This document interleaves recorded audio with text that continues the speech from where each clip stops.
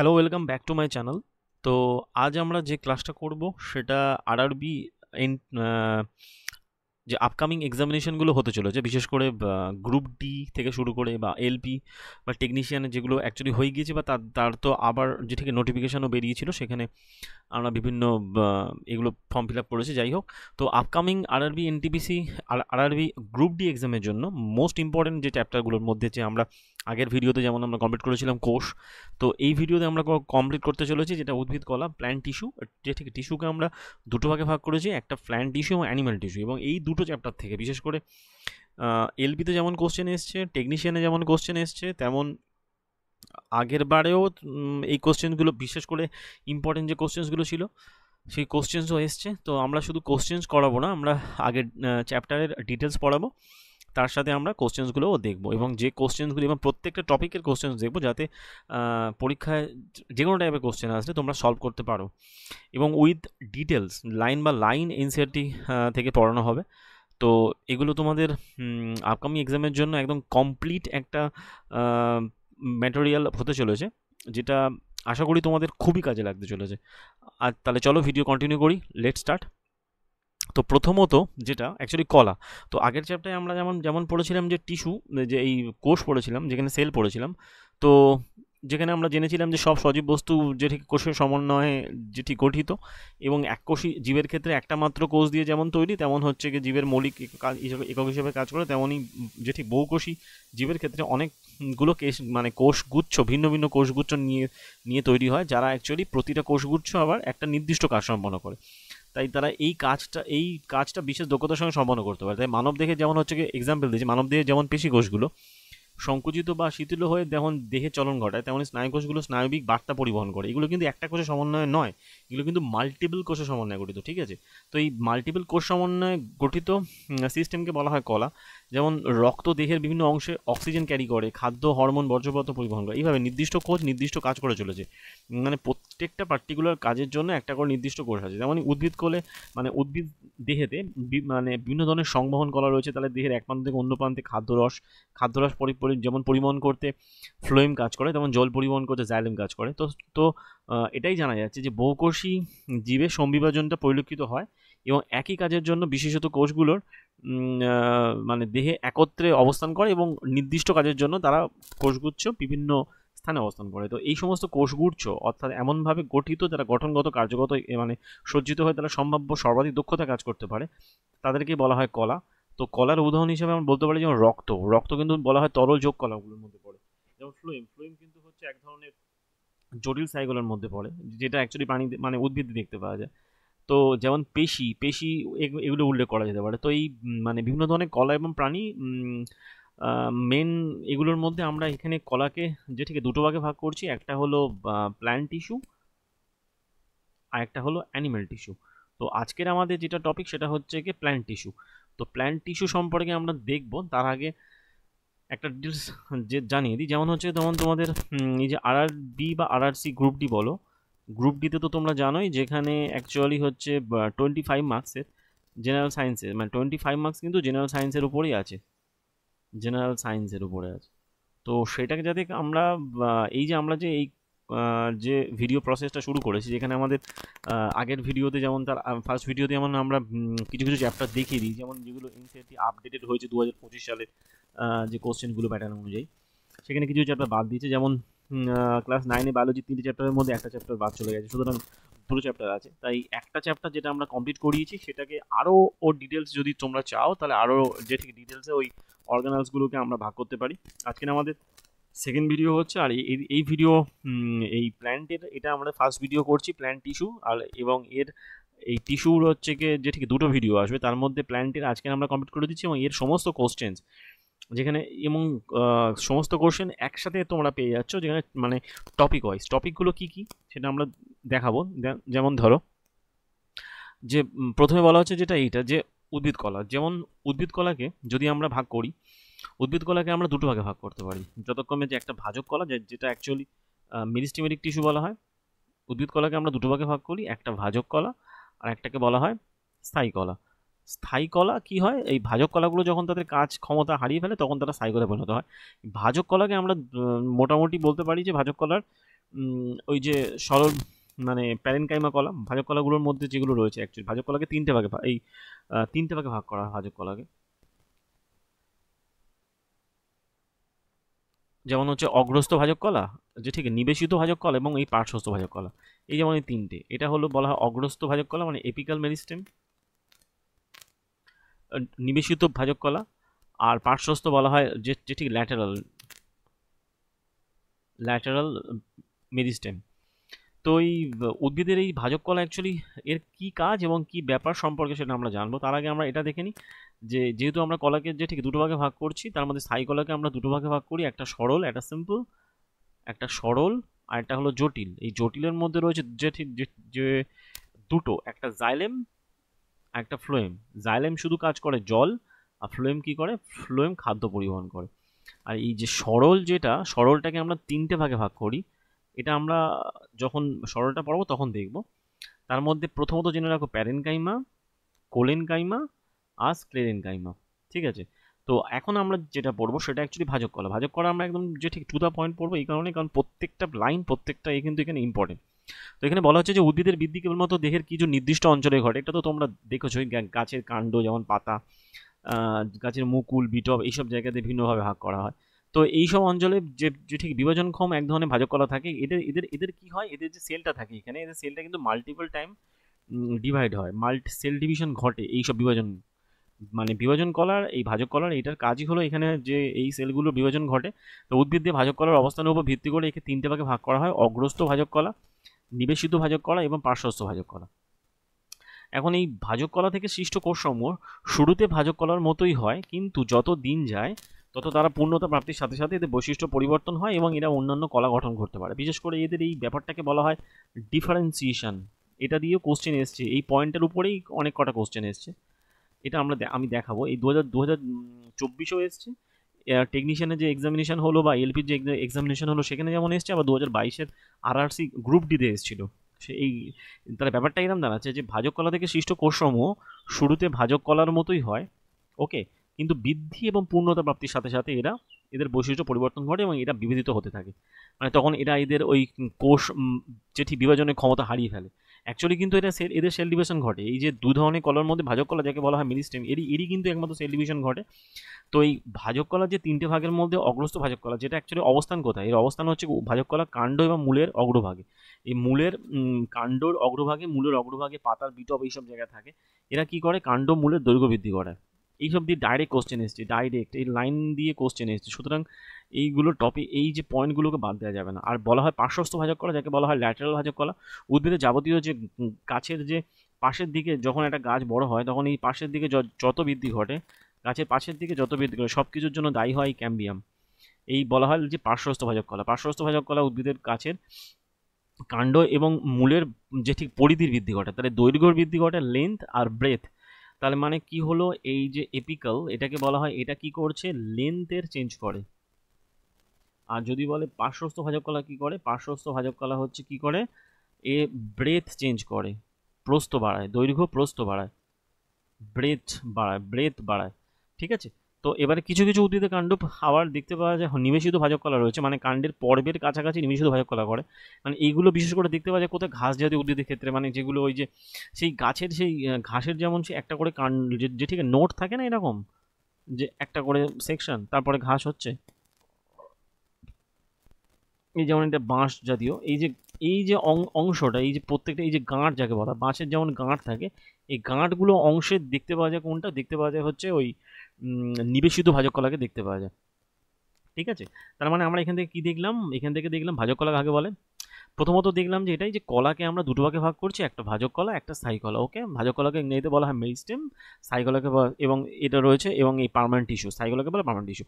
তো এই ভাজক কলাকে আমরা তিনটে ভাগে ভাগ করি: অগ্রস্থ ভাজক কলা। অগ্রস্থ ভাজক কলা কাজ কি, উদ্ভিদের লেন্থ বৃদ্ধি ঘটে, লেন্থের বৃদ্ধি ঘটায়, এই সাইনটা মানে কিন্তু বৃদ্ধি, ওকে। আর এরা কি করছে, পার্শ্বস্থ ভাজক কলা কি করে, উদ্ভিদের ক্যাম্বিয়াম, অর্থাৎ ক্যাম্বিয়াম মানে হচ্ছে উদ্ভিদের এই সাইডে চারদিকে এই যে বৃদ্ধিটা হয় উদ্ভিদের, সেই বৃদ্ধি ঘটাতে সাহায্য করে। আর পার্শ্ব এবং যে ঠিক নিবেশিত ভাজক কলা কি করে, উদ্ভিদের গাঁটগুলো, যে কোনো উদ্ভিদের গাঁটগুলোকে বৃদ্ধি করতে সাহায্য করে, ওকে। তো এর পরের স্লাইডে আমরা যাব, যেখানে দেখব যে যেমন মানে ফার্স্ট কোশ্চেনই আগে দেখে নিই, তারপরে দেখছি। যে বলা হয় মেরিস্টেমেটিক টিস্যু ল্যাক অফ, ভাজক কলায় কোন ধরনের কোষের অভাব দেখতে পাওয়া যায়? সাইটোপ্লাজম, নিউক্লিয়াস, সেল ওয়াল না ভ্যাকুওলস? তো সাইটোপ্লাজম থাকে, নিউক্লিয়াস থাকে, সেল ওয়াল থাকে, থাকে না কোনটা? ভ্যাকুওলস। ভ্যাকুওলস উদ্ভিদের মধ্যে থাকলেও এই যেহেতু এটা মানে সজীব, এই ভাজক কলাটা সজীব, তাই সজীব কোষে ভ্যাকুওলের সংখ্যা খুবই কম থাকে, মানে একদম অভাব দেখতে পাওয়া যায়। ভ্যাকুওলস থাকলে তখন ওই বিভিন্ন ধরনের পদার্থগুলো স্টোর হতে সাহায্য করে। যেহেতু ভ্যাকুওলের কাজ আমরা লাস্ট পয়েন্ট পড়েছিলাম, যে ঠিক সেলেতে পড়েছিলাম, যেখানে বলেছিলাম যে প্ল্যান্টে ম্যাক্সিমামটা ভ্যাকুয়াল থাকে উদ্ভিদের তুলনায়, মানে অ্যানিম্যালের তুলনায়, সরি। এবং যেখানে 50 থেকে 90%, প্ল্যান্টে সেলের 50% থেকে 90% ভ্যাকুয়াল থাকে। সেই তখন আমি ওই অনেক কটা ইমেজ দিয়েও দেখিয়েছিলাম আগের ভিডিওতে এবং স্লাইডের মাধ্যমে। যাই হোক, এই কোশ্চেনটা কবে এসেছিলো? এই কোশ্চেনটা এসেছে যে ঠিক গ্রুপ ডিতে এসেছিলো। কবে গ্রুপ ডি এসেছিলো? 11, 10, 22 এবং সিফটিতে এসেছিলো। ওকে, তার পরের কোশ্চেনটা দেখবো আমরা। তার পরের কোশ্চেনটা বলা হচ্ছে ওই তখন যেটা বলছিলাম যে ভাজক কলাগুলো ক্ষমতা হারিয়ে কিসে পরিণত হয়। বলা হচ্ছে যে in plant of in plant the cell of the meristematic tissue undergo a process wherein they lose their ability to divide and take up a permanent shape and size and specialize to perform a specific function. এই প্রসেসটার নাম কি? এই কোশ্চেনটা কিন্তু 2024-এও এসেছে, আমি সেটা দেখাবো। তো এটা বলা হচ্ছে যে বলছে যে গাছের ভাজক কলার কোষগুলো একটা নির্দিষ্ট প্রক্রিয়ার মধ্যে দিয়ে যাওয়ার সময় তাদের বিভাজন ক্ষমতা হারিয়ে ফেলে, হয় স্থায়ী আকার পায় না, মানে এরা পার্মানেন্ট টিস্যুতে পরিণত হয়। তখন এরা বিভিন্ন ধরনের আকৃতি, মানে যে ঠিক নির্দিষ্ট কাজ সম্পন্ন করে থাকে। এই প্রক্রিয়া কি বলা হয়? ডেভেলপমেন্ট, প্রলিফারেশন, ডিফারেন্সিয়েশন, না বলা হয় যে রিজেনারেশন? একে বলা হয় বিভেদীকরণ। বিভেদীকরণ বা বলা হয় ডিফারেন্সিয়েশন। এই কোশ্চেনটাই এসছে মাল্টিপল টাইম। এই যেমন এই আরআরবি গ্রুপ ডিতে এসছে 2022-এ এসেছিলো 25 তারিখে শিফট 1-এ, তেমন আবার এই এনটিপিসি এইবারে যে টেকনিশিয়ানের গ্রেড 3 যে পরীক্ষা হলো, সেখানেও কিন্তু এই কোশ্চেনটাই আবার রিপিট এসেছে। টেকনিশিয়ান গ্রেড 3 যে পরীক্ষাটা হলো 2024-এ, যে ঠিক ডিসেম্বরে, সেই কোশ্চেনটা এসেছে। যাই হোক, তাহলে আমরা পরের কোশ্চেনে যাই। পরের কেসে দেখি। হ্যাঁ, পরের আছে যেটা, সেটা হচ্ছে কি ওই অগ্রস্ত ভাজক কলা। তো বললাম অগ্রস্ত ভাজক কলা কী করছে? উদ্ভিদের মূল কাণ্ডের দৈর্ঘ্য বৃদ্ধি ঘটাচ্ছে, এই যে দৈর্ঘ্যের বৃদ্ধি ঘটাচ্ছে। এবং পার্শ্ব ভাজক কলা কী করছে? ক্যাম্বিয়াম, ওটা তো বললাম, মূলের পরিধি বৃদ্ধি ঘটায়। কিন্তু আর নিমিষদ ভাজক কলা যেহেতু হচ্ছে তার ওই পর্বের বৃদ্ধি ঘটায়, পর্বের কাছাকাছি হয়ে থাকা বৃদ্ধি ঘটায়। ভাজক কলার কোষগুলো এতটাই সক্রিয় হয়, এই যে মেন পয়েন্টটা হলো এইটা, ভাজক কলার যে মানে মেরিস্টেমের যে বৈশিষ্ট্যগুলো, মেরিস্টেমের ক্যারেক্টারিস্টিক্স, এটাকে বলা যেতে পারে ক্যারেক্টারিস্টিক্স। মেন বৈশিষ্ট্য কি? প্রথমত খুব সক্রিয়, খুব সক্রিয় হয় বলে গাছের বৃদ্ধি ঘটায়, গাছের দৈর্ঘ্য বৃদ্ধি ঘটায়। ওকে, মানে অ্যাকচুয়ালি গাছের দৈর্ঘ্য বৃদ্ধি ঘটায় কি? পার্টিকুলার লেন্থের দৈর্ঘ্য বৃদ্ধি ঘটায় কি? অগ্রস্ত ভাজক কলা। আর এ কি করে? এ হচ্ছে অ্যাকচুয়ালি ব্রেথের বৃদ্ধি ঘটায়। ওকে, ব্রেথের বৃদ্ধি ঘটায়। ওকে, আর এ হচ্ছে যে ঠিক নোটসের বৃদ্ধি ঘটায়। নোটস মানে যাকে বলা হয় পর্ব। ওকে, তা লেন্থ, নোটস, আর কি চলে আসছে? ব্রেথ। এখন কি বলা হচ্ছে? এখানে ঘন সাইটোপ্লাজম, এদের যে সাইটোপ্লাজমটা থাকে সেটা ঘন সাইটোপ্লাজম। যেমন আমরা আগের দিন যখন ওই পড়াচ্ছিলাম সেল, সেখানে আমরা বলে দিয়েছিলাম যে প্রোটোপ্লাজমের মধ্যে কিন্তু যে প্রোটোপ্লাজমের যে ঠিক দুটো পার্ট, একটা সাইটোপ্লাজম আর একটা কিন্তু নিউক্লিয়াস। ওকে, সাইটোপ্লাজম আর একটা হলো নিউক্লিয়াস। ওকে, তার মধ্যে সাইটোপ্লাজমে অ্যাকচুয়ালি বিভিন্ন ধরনের এগুলো অঙ্গাণুগুলো থাকে। যত ধরনের অর্গানলস আছে এর মধ্যে, সব ধরনের অর্গানলস থাকে এর মধ্যে, ঠিক আছে, ইভেন ভ্যাকুয়ালস পর্যন্ত থাকে। তো এর সাইটোপ্লাজমটা খুবই ঘন সাইটোপ্লাজম যুক্ত হয়ে থাকে। এর কোষপ্রাচীরটা খুব পাতলা হয়, মানে উদ্ভিদের কোষপ্রাচীরের মেন উপাদানগুলোর মধ্যে কি থাকে? সেলুলোজ থাকে। এবং এর সেলুলোজটা খুবই মানে কম পরিমাণে, মানে যদি বলে সেলুলোজের ডেন্সিটি মেরিস্টেমের ক্ষেত্রে কী হবে, তখন তো কিন্তু বলতে হবে লো, কারণ এর কোষপ্রাচীরটা খুবই পাতলা হয়। ওকে, কারণ এই যত সেলুলোজ বেশি থাকবে কোষপ্রাচীর তত শক্ত হবে, কিন্তু এর ক্ষেত্রে ভাজক কলার ক্ষেত্রে খুবই পাতলা হয় এবং সুস্পষ্ট নিউক্লিয়াস যুক্ত হয়। এর যে ঠিক নিউক্লিয়াসটা সুস্পষ্ট হয়ে থাকে। আর এর কোষগুলো কোষ গহ্বর বিহীন। এই যে বলা হয়েছে কোষ গহ্বর, যাকে বলা হয় যাকে বলা হয় কি? ভ্যাকুওলস বলা হয়। অ্যাকচুয়ালিকে বলা হয় ভ্যাকুওল। এই ফার্স্ট কোশ্চেনটা এইটা দিয়েই দিয়েছিল, যে ফার্স্ট কোশ্চেনটা আগের বারে এরা এসেছিল ভ্যাকুওল একদমই নেই, কোষ গহ্বর বিহীন হয়ে থাকে, থাকলেও খুব কম পরিমাণে থাকে কিছু কিছু ক্ষেত্রে। জাস্ট এইগুলো আমরা কোষে পড়েছিলাম যে কোষ গহ্বরের কাজ সম্পর্কে, এবং কোষ গহ্বর বিহীন হয় তার মানে এখানে কোনো খাবার টাবার স্টোর হয় না, যেহেতু অ্যাক্টিভ সেল না, সেই জন্য। তার মানে এখান থেকে আমরা কিন্তু একদম লাইন বা লাইন জিনিসটা দেখলাম যে অ্যাকচুয়াল ভাজক কলা কি, ভাজক কলার তার ক্যারেক্টারিস্টিক বা বিভিন্ন ধরনের বৈশিষ্ট্য, এটা অ্যাকচুয়ালি যে ঠিক মেরিস্টেমেটিকের বৈশিষ্ট্য, ওর ভাগগুলো 3টে ভাগে ভাগ করা: অগ্রস্থ, পার্শ্বস্থ এবং নিবেশিত। অগ্রস্থ মানে হলো দৈর্ঘ্য, লেন্থ; পার্শ্বস্থ মানে ব্রেথ; আর নিবেশিত মানে নোটস। ওকে, এর পরের স্লাইডে যাব, দেখবো কি আছে। পরের স্লাইডে যেটা আছে 3 নম্বর কোশ্চেন। 3 নম্বর কোশ্চেন বলা হচ্ছে which of the following is found at the top of the stem and root. বলা হচ্ছে গাছের মূলের কাণ্ড, গাছের মূল এবং কাণ্ডের অগ্রভাগে কোন ধরনের ভাজক কলা দেখতে পাওয়া যায়? নিচের কোনটা গাছে? প্রথমত এপিক্যাল, প্যারেনকাইমা, স্ক্লেনকাইমা। তো এখানে এপিক্যাল দেখতে পাওয়া যায়। এপিক্যালের বাংলা আমরা কি বলেছিলাম? অগ্রস্থ ভাজক কলা। ঠিক আছে, অগ্রস্থ ভাজক কলা আমরা দেখতে পাই কোথায়? এপিক্যালে। এপিক্যাল বা অগ্রস্থ ভাজক কলা দেখতে পাই কোথায়? যথাক্রমে মূল এবং কাণ্ডের অগ্রভাগে। ওকে, যাকে বলা বিট হবে। এটা এসেছিল কবে? এনটিপিসিতে এসেছিল, বা 2018-তে। এটাও ইম্পর্টেন্ট কোশ্চেন। এনটিপিসিতে এসছে মানে যে এরকম নয়। এবং প্যারেনকাইমা, স্ক্লেনকাইমা এগুলো তো অন্য কোনো ভাগের মধ্যে পড়ছে। এর মধ্যে যে ঠিক ল্যাটেরালটা তো পার্শ্বস্থের মধ্যে পড়ছে, আর ইন্টারনোড ওটা তো রয়েছে, ওটা তো যে ঠিক নিবেশিতর মধ্যে পড়ে। আর এগুলো তো স্থায়ী কলাগুলোর মধ্যে, এগুলো ভাজক কলার মধ্যে নয়। এগুলো যখন স্থায়ী কলা, পার্মানেন্ট টিস্যুর মধ্যে পড়ছে, পার্মানেন্ট টিস্যু, এগুলো পার্মানেন্ট টিস্যুর মধ্যে পড়ছে। ওকে, তারপরে চলে আসছে পরেরটা, দেখবো পরের স্লাইডে কি আছে। 4 নম্বর কোশ্চেন। 4 নম্বর কোশ্চেন বলা হচ্ছে which of the following is a plant, only plant tissue that produces the new cells by cell division. কোন ধরনের কলা একমাত্র উদ্ভিদের ক্ষেত্রে যেটা কলা কোষ বিভাজনের মাধ্যমে নতুন কোষ উৎপন্ন করে? একটু আগে যেটা বললাম যে কোনটা হবে, যথাক্রমে যে মেরিস্টেমেটিক কলা, মেরিস্টেমেটিক টিস্যু। মেরিস্টেমেটিক টিস্যু মানে ভাজক কলা। ভাজক কলাই একমাত্র বিভাজিত হয়, বাদবাকি কিন্তু কেউ বিভাজিত হয় না। ভাজক কলার ওই ভাগের মধ্যে 3টে ভাগে ভাগ করা হয়।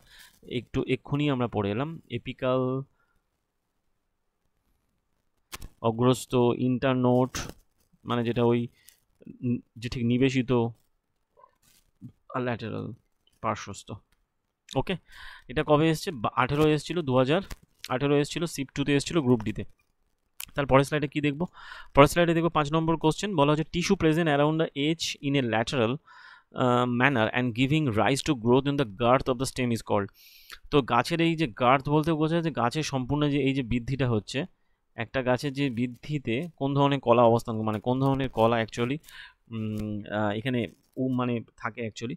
বলছে যে গাছের পাশের দিকে যখন বৃদ্ধি হয় তখন সেটা কোন ধরনের কলা কাজ করে থাকে, সেটা অ্যাকচুয়ালি ল্যাটারাল মেরিস্টেমেটিক টিস্যু কাজ করে থাকে। সেই জন্য এই ল্যাটারাল মেরিস্টেমেটিক টিস্যু এখানে কাজ করে থাকে। তো এটা ল্যাটারাল মেরিস্টেমেটিক টিস্যু মানে পার্শ্বস্থ ভাজক কলা এখানে কাজ করে থাকে। একটু আগে আমরা দেখলাম পার্শ্বস্থ ভাজক কলা এখানে কাজ করে থাকে। ক্যাম্বিয়াম তো হবে না, এই প্রসেসটাকে ক্যাম্বিয়াম বলে। বাট কোন ধরনের, মানে ক্যাম্বিয়ামের সক্রিয়তা বৃদ্ধিতে সাহায্য করে, বাট ক্যাম্বিয়াম সক্রিয়তা বৃদ্ধিতে সাহায্য করে কিন্তু এই মেরিস্টেমেটিক যে ঠিক টিস্যু। সুতরাং এই দুটো কোশ্চেন যদি 50-50 হয়, তার মধ্যে কিন্তু মোস্ট অ্যাপ্রোপ্রিয়েট অ্যান্সার হবে এইটা। কেন? কারণ এটা মানে পার্শ্বস্থ ভাজক কলার জন্যই কিন্তু গাছের এই জিনিস সম্পন্ন হয়ে থাকে। তো এটা যে ঠিক রেলের অ্যান্সারও তাই ছিল, যে এক একটাই দিয়েছিল। সুতরাং গ্রুপ ডিতে এরকম অ্যান্সার দিয়েছিল। তো 23 তারিখ এসেছিলো, তো 23/10/18-তে এসেছিলো, শিফট 2-তে এসেছিলো। আর ক্যাম্বিয়াম এবং বাকিগুলো তো কোনো প্রশ্নই আসছে না। তারপরে কোশ্চেন দেখবো আমরা। বলা হচ্ছে যে cells of the tissue, which tissue make division to from the different types of permanent tissue. যে কলার কোষগুলো বিভিন্ন ধরনের স্থায়ী কলা গঠনের জন্য দায়ী হয়ে থাকে সেটা কোনটা? তো মানে এদের মধ্যে একমাত্র যে ঠিক বিবেচিত হয়ে থাকে হয় কে, সেটা হলো যে ভাজক কলা। ভাজক কলাকে বলা হয় মেরিস্টেম। মেরিস্টেম অ্যাকচুয়ালি কী করে থাকে, বিভিন্ন মানে যখন বিভাজিত হয় বিভিন্ন ধরনের কলা গঠন করে থাকে। তো এটা এসেছিল কবে? গ্রুপ ডিতে এসেছিল 10/18-তে এসেছিল, 10/12/18-তে এসেছিল, 18 সালে গ্রুপ ডিতে শিফট 1 এসেছিল। যাই হোক, তারপরে কোশ্চেনে চলে যাই। তারপরে কোশ্চেন বলা 7 নম্বর। বলা হচ্ছে which tissue is found in the root tip of the shoot tip. Root tip or the shoot tip মানে ওই মূলের অগ্রভাগে অথবা কাণ্ডের অগ্রভাগে কোন ধরনের কলা থাকে? তো মেরিস্টেমেটিক কলা থাকে। এবং মেরিস্টেমেটিক টিস্যুর মধ্যে কোনটা থাকে? বলা হয় অ্যাপিক্যাল, অ্যাপিক্যাল টিস্যু, বা যাকে বলা হয় অগ্রস্থ ভাজক কলা অবস্থান করে। ওকে, কবে এসেছিল? 2018-তে এসেছিল, গ্রুপ ডিতে এসেছিল। ওকে, তারপরে কোশ্চেনে চলে যাই। 8-এর দাগের কোশ্চেন। বলা দ্য গার্থে যখনই ব্যাপার স্যাপার থাকবে তখনই জানবে হচ্ছে কি যে এই girth of the root and stem. Girth মানে হচ্ছে ওর ব্যাসার্ধ বৃদ্ধি হয়, মানে তার যেটি মানে অ্যাকচুয়ালি প্রস্থটা বৃদ্ধি হয়, তখন বলা হয় গার্থ। তো এখানে কোনটা সাহায্য করে থাকে, কোন কলা? প্যানক্যামা তো হবে না, কারণ প্যানক্যামা হচ্ছে কি তোমার পার্মানেন্ট টিস্যুর মধ্যে পড়ে যাচ্ছে, এটা এক ধরনের স্থায়ী কলার মধ্যে পড়ে। ল্যাটেরাল মেরিস্টেমই হবে অ্যান্সার, কারণ এটা অ্যাকচুয়ালি পার্শ্বস্থ ভাজক কলার মধ্যে পড়ে। আর ইন্টারক্যালারি তো হবে না, ইন্টারক্যালারি যাকে বলা হয় যে ইন্টারনোড বলা হতে পারে, এটা তো অ্যাকচুয়ালি ওই যে ঠিক নিবেশিত ভাজক কলার মধ্যে পড়ছে না ইন্টারক্যালারি, সেই জন্য এটাও তো হবে না। আর এপিক্যাল তো বললাম হবে না। অ্যান্সার কোনটা? পার্শ্বস্থ ভাজক কলা হবে, যেহেতু গার্থের বৃদ্ধি করছে। 4/10/18 এসেছিল, 4 তারিখে এসেছিল এরকম। তারপরে কোশ্চেন চলে আসছে কি বলা হচ্ছে 9 দাগের কোশ্চেন। 9 দাগেরটা কি হচ্ছে যে what causes the stem and root circle of a plant to grow. বলা হচ্ছে যে উদ্ভিদের মূলকাণ্ডের সার্কেলটাকে যখন বৃদ্ধি হয় সেটাকে সাহায্য, মানে ওই যে বৃত্তটা বৃদ্ধি পায় কার জন্য? একই কোশ্চেন, মানে কোশ্চেনের অ্যান্সার এক, বাট কোশ্চেনের প্যাটার্নটা আলাদা। Lateral, intercalary, extra meristem, apical. Answer কী হবে? ল্যাটেরাল। ঠিক, ল্যাটেরালি তো অ্যাকচুয়ালি পার্শ্বস্থ ভাজক কলাই তো বৃদ্ধি ঘটায়। তার মানে বুঝতে পারছো কি টরন, মানে একই কোশ্চেন অথচ একই অ্যান্সার, কিন্তু তার কোশ্চেনের যে ঠিক ধরনটাই আলাদা। ওকে, এসেছিল কবে? এলপিতে এসেছিল, 18তে এসেছিল শিফট 9 আর 8 18তে এসেছিল শিফট 2তে। তারপরে চলে আসছি আমরা 10 নম্বরে। 10 নম্বরে কি আসছে? 10 নম্বরে বলা হচ্ছে যে apical. Apical meristem is found at the apex of the. অগ্রস্থ ভাজক কলা পাওয়া যায় কোথায়? মানে বিটপের মানে বিটপে পাওয়া যায়, কোথায় পাওয়া যায়? Stem and root, branch and root, leaf and root, না রুট। স্টেম অ্যান্ড যে ঠিক রুটসে পাওয়া যায়। অগ্রস্থ ভাজক কলা সবসময় স্টেম অ্যান্ড রুটসে পাওয়া যায়। কাণ্ড। এই দুটো কোশ্চেনে অপশানের মধ্যে কিন্তু এটা অনেকটা কাছাকাছি। এই যে এই দুটো, যেমন স্টেম অ্যান্ড রুটস আর ব্রাঞ্চ অ্যান্ড রুটস, কিন্তু অনেকে আবার লিভ রুটস, এগুলোর মধ্যে কনফিউশনে পড়বে। বাট অ্যান্সার হবে কোনটা? কাণ্ড এবং মূল। যেহেতু লাইন্স এরকম দেওয়া, সুতরাং মূল ও কাণ্ডের অগ্রভাগে হবে। ওকে, মূল ও কাণ্ডের অগ্রভাগে হবে অ্যান্সার। আরআরবি গ্রুপ ডিতে এসছে কবে? 11 তারিখ এসেছিল, 18তে এসেছিল, 18 সব কোশ্চেন এসছে।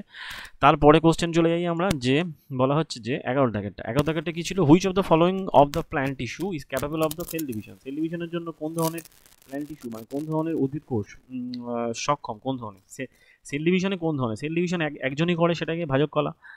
ভাজক কলা একজনই অ্যাকচুয়ালি করে থাকে, সেটা হলো ভাজক কলা। সেল ডিভিশনের প্রশ্ন আসলেই চলে আসবে ভাজক কলা, আর কেউ যাবে না। জাইলেম, প্যানক্যামাস, জাইলেম, প্যানক্যামাস, ক্লেনক্যামা কেউ নয়, কারোর কোনো সাহস নেই অ্যাকচুয়ালি করতে পারবে। তো এসেছিল কবে? 18 বলতে হবে 2018তে এসেছিল, 17 তারিখে এসছে, আবার মানে 17/8 এসছে, আবার 20/8 এসছে, 20/9 এসছে। যাই হোক, তারপরে কোশ্চেন চলে যাই আমরা 12 দাগের কোশ্চেন। 12 দাগের কোশ্চেনে কি দেখছি যে which of the following tissue present at the growing tips of the stem and roots to increase the stem and roots. ওই যে বললাম অনলি এপিক্যাল মেরিস্টেম, ওই যে মূল ও কাণ্ডের অগ্রভাগে যখন থাকবে, মূল ও কাণ্ডের যে ঠিক গ্রোয়িং টিপসের মাধ্যমে কিন্তু শুধুমাত্র হবে, অনলি এপিক্যাল মেরিস্টেমই হবে, মানে অনলি অগ্রস্থ ভাজক কলাই, শুধুমাত্র অগ্রস্থ ভাজক কলা হবে না। অগ্রস্থ ভাজক কলা এখানে কি করবে? দৈর্ঘ্য বৃদ্ধি ঘটাবে। কবে এসেছিল? RRB technician 3 2024। এই 2024-এর কোশ্চেন চলে এসছে, 2024-এ এই কোশ্চেনটাই চলে এসছে। ঠিক আছে, খুব ইম্পর্টেন্ট কোশ্চেন, মানে ওই একই টাইপের যেরকম আমি পড়ালাম তার উপরেই বিভিন্ন ধরনের কোশ্চেন আসছে। ঠিক আছে, তো তারপরে চলে আসি 13 দাগের। বলা হচ্ছে কি 13 দাগের question, apical meristem increase what of the stem and root. একটু আগে যে বললাম এপিক্যাল মেরিস্টেম যেমন হচ্ছে কি দৈর্ঘ্যের বৃদ্ধি ঘটায়, আর ওদিকে ল্যাটেরালটা শুধুমাত্র ব্রেথের বৃদ্ধি ঘটায়। যেমন হচ্ছে কি যে ঠিক আছে, এপিক্যাল মেরিস্টেম কী করে? দৈর্ঘ্যের বৃদ্ধি ঘটায়। ওকে, দৈর্ঘ্যের বৃদ্ধি ঘটায়। আর যদি বলতো যে ল্যাটেরাল মেরিস্টেম কী করে? ল্যাটেরাল মেরিস্টেম হচ্ছে কি করে? ব্রেথের বৃদ্ধি ঘটায়, অর্থাৎ প্রস্থের বৃদ্ধি ঘটায়। ওকে, এবার 28/12/24 এসছে, আরবি টেকনিশিয়ানে এসছে এই বছরই, এই মানে এই যে ঠিক রিসেন্ট পরীক্ষাটা হয়ে গেল, তারা সেখানে এসছে। যাই হোক, তারপরে কোশ্চেনে চলে আসছি আমরা। বলা হচ্ছে স্থায়ী কলা। স্থায়ী কলার ক্ষেত্রে কী হচ্ছে যে পার্মানেন্ট টিস্যু। তাহলে আমরা বললাম ওটা যে ওই মানে ভাজক কলা তো তোমরা দেখলে, ভাজক কলা কিন্তু অ্যাকচুয়ালি কোষ বিভাজন ঘটে। দেখা যায় ভাজক কলা কোষসমূহ কী পরিণতি হয়? ভাজক কলা যখন ওই কিছু নির্দিষ্ট কাজ সম্পন্ন করার পর ভাজক কলা কোষগুলো বিভাজন ক্ষমতা হারিয়ে ফেলে। ঠিক আছে, এই যে বললাম একটু আগে বলছিলাম, এবং তার ফলস্বরূপ কী করে? এরা স্থায়ী কলায় পরিণত হয়, এবং এইভাবে কোষের স্থায়ী আকৃতি, আকার এবং কাজের করার ক্ষমতা অর্জনের পদ্ধতিকে বলা হয় ডিফারেন্সিয়েশন। এইটা দিয়েই অ্যাকচুয়ালি কোশ্চেন এসছে, বলা হয় বিভেদীকরণ। এই পয়েন্টটা দিয়ে কোশ্চেন এসছে। ঠিক আছে, ভেরি ইম্পর্টেন্ট। তো এই বিভেদীকরণের ফলেই বিভিন্ন প্রকার স্থায়ী কলা উৎপন্ন হয়। এখন চলে আসছি আমরা স্থায়ী কলার গল্প চলে যাব। স্থায়ী কলা এই যে এক ধরনের এই কাণ্ডের ছেদকে দেখানো হয়েছে, যেখানে এই কাণ্ড এই বৃদ্ধি হচ্ছে।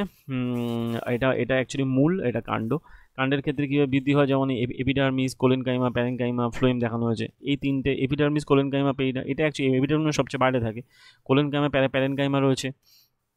আস্ক্রেনকাইমা তো মানে গাছের ছাল টালের উপর থাকে, যাই হোক শক্তপোক্ত করতে সাহায্য করে। এটা অ্যাকচুয়ালি কাণ্ডের ছেদ দেখানো হয়েছে, এটা অ্যাকচুয়ালি মূলের ছেদ দেখানো হয়েছে, ঠিক আছে।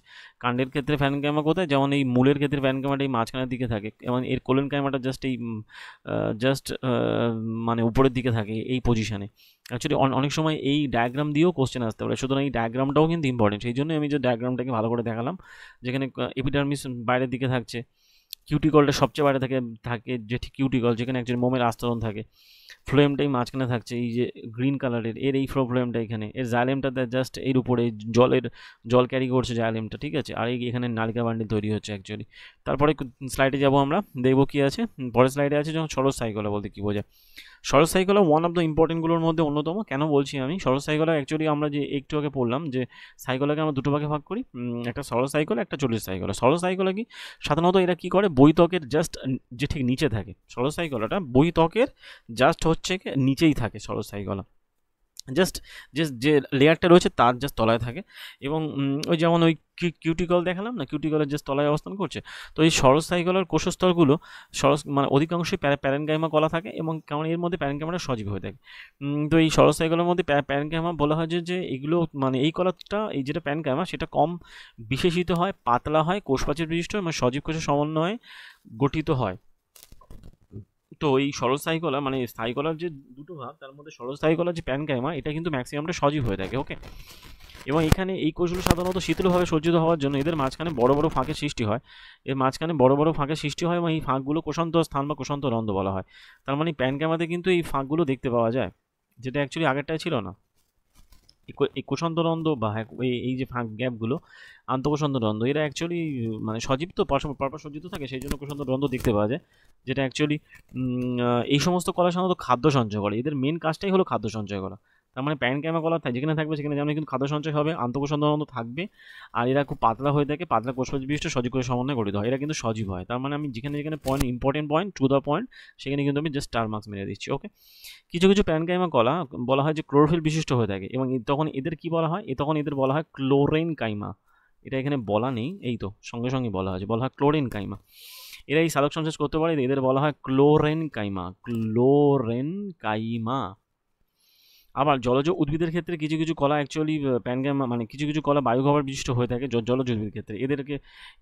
এদের প্যানকাইমা মানে বায়ুগহ্বর বিশিষ্ট প্যানকাইমা বলে, এদের জল ভাসতে সাহায্য করে, এদের বলা হয় এইরেনকাইমা। তার মানে আমরা এখান থেকে মানে সরস সাইকেলে যে তিনটে ভাগ আমরা দেখে নিলাম, তার মধ্যে সরস সাইকেল তিনটে ভাগের মধ্যে প্যানকাইমা দুটো ভাগ দেখলাম। প্যারেনকাইমাকে আমি ভালো করে বলছি শোনো, যে সরস সাইকেলকে আমরা মানে স্থায়ী কলাকে আমরা যে দুটো ভাগে ভাগ করছি, স্থায়ী কলা বা পার্মানেন্ট টিস্যুকে আমরা দুটো ভাগে ভাগ করছি, একটা সরল সিম্পল আর একটা কমপ্লেক্স আর একটা জটিল, ওকে। তো সিম্পলকে তিনটে ভাগে ভাগ করছি, বলা হয় প্যারেনকাইমা। প্যারেনকাইমার দুটো ভাগ, প্যারেনকাইমা দুটো ভাগ, আর তো রয়েছে ক্লোরেনকাইমা। আর প্যারেনকাইমা হচ্ছে দুটো ভাগ, কি একটা বলা হয় যে ক্লোরেনকাইমা কেন, এটা অ্যাকচুয়ালি ওই মানে সজীব, এবং আর একটা হচ্ছে এইরেনকাইমা। ওই যেগুলো ওই যেটি কচুরি পানাটানা হয়, এইরেনকাইমা। আর ক্লোরেনকাইমা সজীব হয়, যেমন গাছের ডাঁটাগুলো, ওই যে কুমড়ো গাছ, এই গাছের যে ডাঁটাগুলো দেখতে পাওয়া যায়, এর মধ্যে এইরেনকাইমাটা থাকে, ডাঁটা জাতীয় ফোলা ফোলা হয়ে থাকে, ঠিক আছে। আর এরপরে এটা এক নম্বর, 2 নম্বর হচ্ছে কোলেনকাইমাতে আমরা যাব, তার আগে আমরা এটা দেখে জেনে নিই কোলেনকাইমা। আর তারপর চলে আসছে স্ক্লেরেনকাইমা। তার মানে কি বললাম, সরল সাইকোলা তিনটে ভাগ, প্যারেনকাইমা, কোলেনকাইমা, স্ক্লেরেনকাইমা। প্যারেনকাইমা কি করছে, প্যারেনকাইমা সজীব, পাতলা কোষপ্রাচীর বিশিষ্ট এবং কম বিশেষিত হয়।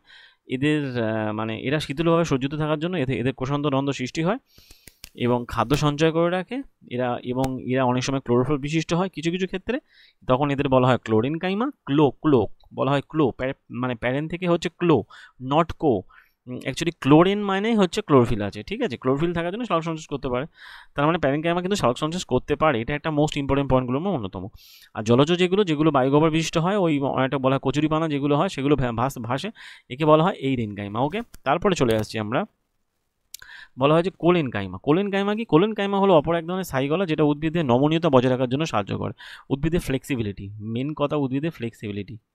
ফ্লেক্সিবিলিটি, যে গাছ কাণ্ড যে বেঁকে বেঁকে চলে, যে যে ডাঁটাগুলো ওপরে, যেমন কোনো গাছের ডাঁটা বা মুকুল বা কোনো ইয়েগুলো পত্রবিন্দু বা এইগুলো যেমন হচ্ছে কি বিভিন্নভাবে বেঁকে এঁকে বেঁকে চলে, যেমন হল যেগুলো অ্যাকচুয়ালি লতানো গাছ, আকর্ষ, যেগুলো অ্যাকচুয়ালি কোনো কিছুকে সাপোর্ট নিয়ে চলে সেগুলো। কিন্তু এটা গাছের নমনীয়তা বজায় রাখে। এটা উদ্ভিদের বিভিন্ন অংশকে, যেমন আকর্ষ, এই যে বলছিলাম লতানো উদ্ভিদের কাণ্ড না ভেঙে গিয়ে প্রয়োজন অনুযায়ী বাঁকাতে সাহায্য করে, উদ্ভিদকে বাঁকাতে সাহায্য করে, এবং যান্ত্রিক সহায়তাতে সাহায্য করে থাকে। পত্রবৃন্তের নিচের দিকে আমরা এই কলা দেখতে পাই। কোথায় থাকে? অ্যাকচুয়ালি পত্রবৃন্তের নিচে, পাতার জাস্ট নিচের দিকে এই কলা আমরা দেখতে পাই। Very very important. যখন এরকম দেখতে হয়ে থাকে, এর এই প্রাচীরটা স্থূলীকরণ হয়ে থাকে, এর মধ্যে যে ঠিক নিউক্লিয়াস থাকে, কোষ গহ্বর থাকে, এর আবার কোষ গহ্বরটা বড় হয়, এর আবার কোষপ্রাচীরও থাকে, ঠিক আছে। এবং সব কোষপ্রাচীর তো থাকবে, যেহেতু উদ্ভিদ মানে কোষপ্রাচীর থাকবে। তো এই কলার কোষগুলো সজীব হয়ে থাকে এবং এরা লম্বাটে হয়ে থাকে। তার মানে আমরা কী কী দেখলাম? প্যারেনকাইমাও সজীব, প্যারেনকাইমা এবং কোলেনকাইমা দুটোই সজীব, এবং কোলেনকাইমা দুটোই কিন্তু সজীব,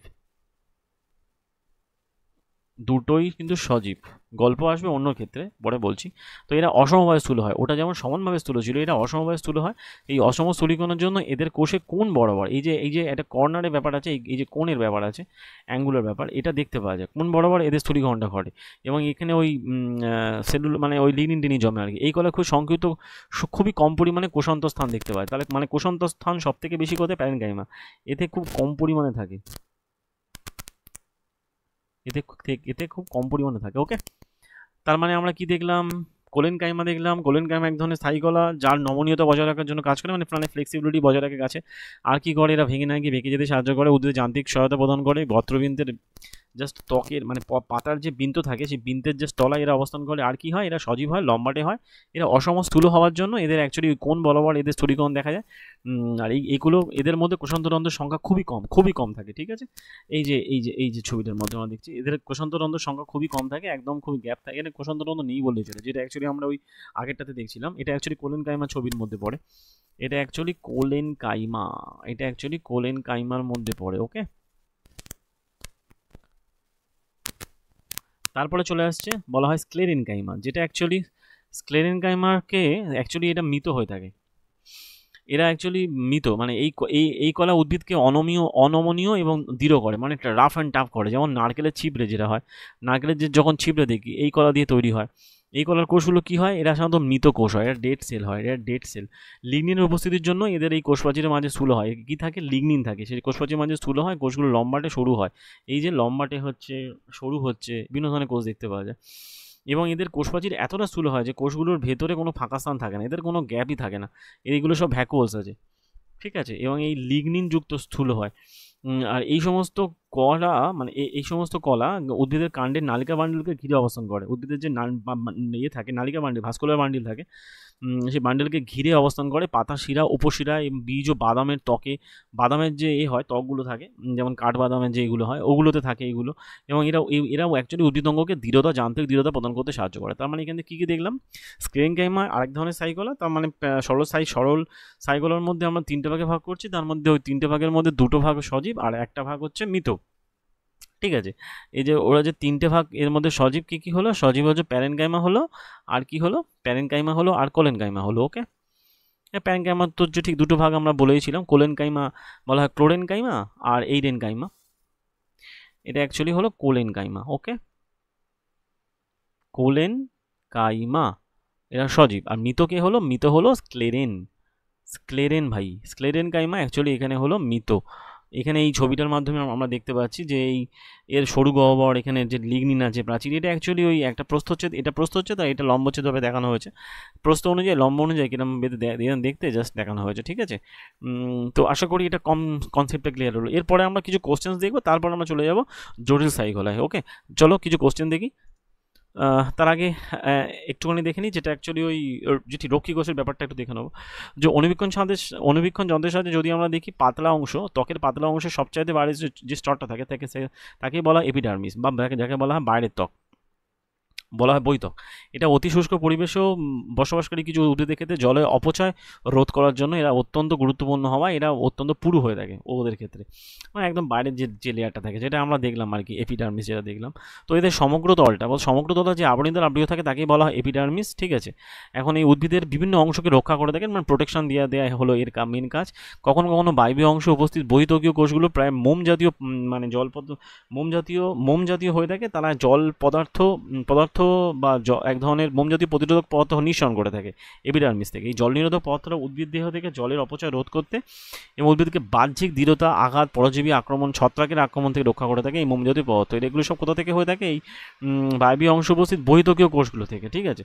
এবং যেহেতু উদ্ভিদ মানে বহিঃত্বক উদ্ভিদকে সুরক্ষা প্রদান করে, তাই বহিঃত্বকীয় কোষগুলো কোষান্তরন্ধ্রবিহীন হয়। এদের কিন্তু কোষান্তরন্ধ্র থাকে না, একমাত্র কোষান্তরন্ধ্র কোথায় দেখলাম আমরা? প্যানগাইমা। যেহেতু এদের এই কাজ হচ্ছে বহিঃত্বকীয় কোষগুলো সুরক্ষা প্রদান করে, প্রোটেকশন দেয়, তাই কোষান্তরন্ধ্র থাকে না, একটা অবিচ্ছিন্ন স্তর হিসাবে এরা অবস্থান করে। এবং এই বেশিরভাগ বহিঃত্বকীয় এই কোষই কী করে, এরা তুলনামূলকভাবে চ্যাপ্টা হয়ে থাকে, চ্যাপ্টা হয় বহিঃত্বকীয় কোষগুলো, যেহেতু এদের মধ্যে কোনো গ্যাপ থাকে না। এবং প্রায়শই এদের বাহ্যিক এবং পার্শ্বীয় অভ্যন্তরীণ প্রাচীরের মানে এদের যে বাহ্যিক এবং পার্শ্বীয় প্রাচীরটা অভ্যন্তরীণ প্রাচীরের তুলনায় অনেকটা বেশি পুরু হয়, ঠিক আছে। এবার এই পাতার বহিঃস্থকে বিভিন্ন ছোট ছোট যে থাকে, গ্যাপ থাকে, তাকে বলা হয় আমরা পত্ররন্ধ্র বলি। পত্ররন্ধ্রের মধ্যে এক ধরনের বৃক্কের আকারের কোষ থাকে, যাকে বলা হয় রক্ষী কোষ। এই যে বৃক্কের আকারের এই কোষ, এগুলোকে বলা হয় রক্ষী কোষ। এই রক্ষী কোষগুলো কী করে? এরা অ্যাকচুয়ালি বায়ুমণ্ডল এবং উদ্ভিদের মধ্যে বিভিন্ন ধরনের গ্যাসীয় পদার্থের আদান প্রদানে সাহায্য করে। অ্যাকচুয়ালি আমরা আগের দিন পড়েছিলাম উদ্ভিদের বিভিন্ন ধরনের গ্যাসীয় পদার্থের আদান প্রদান কী করে হয়, ওই ব্যাপন পদ্ধতির মাধ্যমে কিন্তু সম্পন্ন হয়, ঠিক আছে, গ্যাসের আদান প্রদান হয়। তো এই গ্যাসীয় পদার্থের আদান প্রদানের ভূমিকা পালন করে উদ্ভিদের বাষ্পমোচন জলীয়বাষ্প পত্ররন্ধ্রের মাধ্যমে ঘটে থাকে, ঠিক আছে। এগুলো অ্যাকচুয়ালি যে এই রক্ষী কোষের মাধ্যমে সম্পন্ন হয়। এরা এই বৈতকীয় কোষ হয়ে থাকে কয়েকটা, আর এটা অ্যাকচুয়ালি বৈতকীয় কোষ হয়। এরা অ্যাকচুয়ালি বৈতকীয় কোষগুলো বেশি পুরু হয়, যেটি ভিতরের মানে এর তুলনায়। কেন হয়? কারণ এগুলো ওই উদ্ভিদকে বাহ্যিক পরিবেশে অভ্যন্তর থেকে মানে অ্যাকচুয়ালি উদ্ভিদকে বহিঃত্বকটা সুরক্ষা প্রদান করে, সেই জন্য বৈতকীয় কোষগুলো পুরু হয়। এবং এদের মধ্যে কোনো কোষান্তরন্ধ্র থাকে না, এইটা ইম্পর্টেন্ট পয়েন্ট। কোষান্তরন্ধ্র টোটালি বিহীন হয়, যেমন আমরা আগেরটায় দেখলাম কোষান্তরন্ধ্রবিহীন ছিল স্ক্লেরেনকাইমা, এর ক্ষেত্রেও তাই, ওকে। তো এরপরে যেটা আমরা দেখব পরের স্লাইডে, ওই জলের শোষণটা দেখব। তারপরে তো প্রথমত জল শোষণে সহায়ক যে মূলের বৈতকীয় কোষ, যেটা বললাম, বৈতকীয় কোষগুলো থেকে সাধারণত লম্বা চুলের মধ্যে এক ধরনের অংশ নির্গত হয়। এটা কি করে? এই লম্বা চুলের মতো অংশ বিভিন্ন ধরনের নির্গত হয়, যারা কি করে উদ্ভিদের শোষণতলের বৃদ্ধি ঘটায় স্বাভাবিকভাবে, মানে মূলের সমগ্র অংশ শোষণতল বৃদ্ধি। তাই মরু অঞ্চলে উদ্ভিদের মতো কিছু উদ্ভিদের বহিঃত্বকে উপস্থিত কিউটিন জাতীয় জল প্রতিরোধক পদার্থ থাকে, যেটা অতিরিক্ত জলকে বাইরে বেরোতে বাধা দেয়। আবার কোনো বৃক্ষের একটা শাখার বৈতক এবং একটা তরুণ কাণ্ডের বৈতকের মধ্যে পার্থক্য যদি কথা বলা হয়, সেক্ষেত্রে দেখা যাবে কি, যে উদ্ভিদের বয়স বৃদ্ধির সাথে সাথে তাদের বাইরের প্রতিরক্ষামূলক মানে কলার কিছুটা পরিবর্তিত হয়, এবং কর্টেক্সে উপস্থিত একফালি গৌণ ভাজক কলা এবং কিছু কোষস্তর তৈরি করে। এই কোষস্তর থেকে কর্ক গঠিত হয়। তার মানে কর্ক কী করে গঠিত হচ্ছে? কর্টেক্স থেকে তৈরি হচ্ছে কর্ক। কর্টেক্সে কি থাকে? এক ধরনের গৌণ ভাজক কলা থাকে, যাকে বলা হয় যে গৌণ, একটা আমরা ওই সরল পড়লাম, গৌণ ভাজক কলা থাকে, যারা কি করে, যারা অ্যাকচুয়ালি কর্ক তৈরি করে। এবং কর্কের কোষগুলো মৃত হয়, যারা উদ্ভিদের প্রোটেকশন দেয় অ্যাকচুয়ালি। ওই যে ছালগুলো পুরু হয়, মোটা হয় উদ্ভিদের, আমরা অনেক সময় দেখি না বিভিন্ন ধরনের গাছের ছালগুলো পুরু মোটা, ওগুলো কর্কে পরিণত হয়। তো এই কোষান্তরন্ধ্র স্থানবিহীন ঘন শূন্য বিশিষ্ট সজ্জিত হয়ে থাকে। কোষান্তরন্ধ্র থাকবেই না, বাইরের দিকে কোষে কখনো কোষান্তরন্ধ্র থাকবে না, যা থাকবে ওই প্যানকাইমাতে থাকে। তো এদের প্রাচীরে সোবেরিন থাকে, এই সোবেরিন থাকার জন্যই কিন্তু এরা প্রাচীর জল এবং এই অবেদ্য হয়ে থাকে। তারা এই কী থাকার জন্য, এটা দিয়ে ডাইরেক্ট কোশ্চেন এসছে। তার মানে জল গ্যাস অবাধ্য হওয়ার জন্য কি থাকতে হবে? সোবেরিন, ঠিক আছে। সোবেরিনটা উদ্ভিদের এই থাকে বলে ওই বাইরে থেকে জল আর গ্যাস থেকে অবাধ্য হয়ে থাকে ওই কর্কটা, ঠিক আছে। এটা কিন্তু একটা ওয়ান অফ দ্য ইম্পর্টেন্ট পয়েন্টের মধ্যে অন্যতম। বললাম না যে একদম মানে লাইন বা লাইন পড়তে হবে, নাহলে কিন্তু কোশ্চেন অ্যান্সার করা খুবই টাফ হয়ে যাবে। এর থেকে এনসিটি থেকেই কোশ্চেন আসবে, লাইন বা লাইন পড়ে আমাদেরকে কোশ্চেন্সগুলো আমরা সলভ করবো, ঠিক আছে। তারপরে কোশ্চেনে যাই, যে এই পরের স্লাইডে বলা হচ্ছে কি, which of the following tissue present in the stems around the vascular bundle in the veins and leaves and hard covering of the seed and nuts. মানে কোনো কলা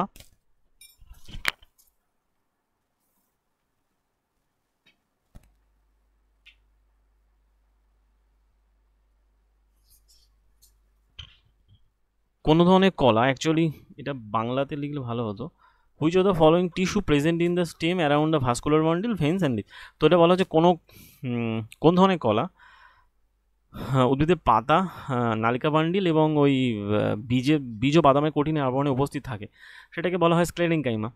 স্ক্লেরেনকাইমা তো নালিকা বান্ডিল ওর চারদিকে থাকে না, স্ক্লেরেনকাইমা থাকে। এটা কি করে, ওই বীজ ও বাদামের কঠিন আবরণীতে থাকে। তো এপিক্যাল মেরিস্টেম, প্যানকাইমা, এপিডেম, তার মধ্যে বললাম স্ক্লেরেনকাইমা।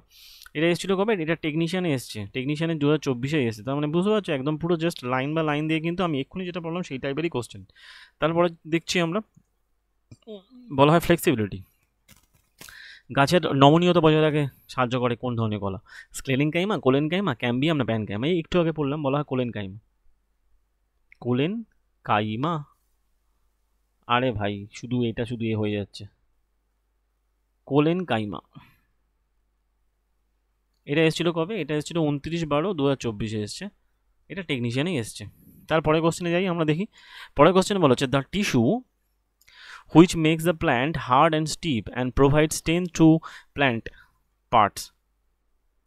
যে সমস্ত মানে কলাগুলো গাছের উদ্ভিদের দৃঢ়তা, শক্ততা প্রভাব, মানে গাছের দৃঢ়তা বাজায় এবং তার কাঠিন্য বজাতে সাহায্য করে, তাহলে কোনটা?